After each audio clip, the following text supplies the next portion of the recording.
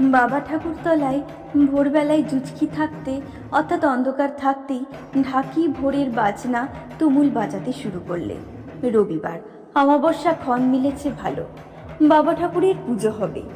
ফুলে বেলপাতায়, তেলে সিঁদুরে, ধূপে প্রদীপে, আতপে চিনিতে, দুধে রম্ভায়, মদে মাংসে, কাপড়ে দক্ষিণায় সমারোহ করে পুজো।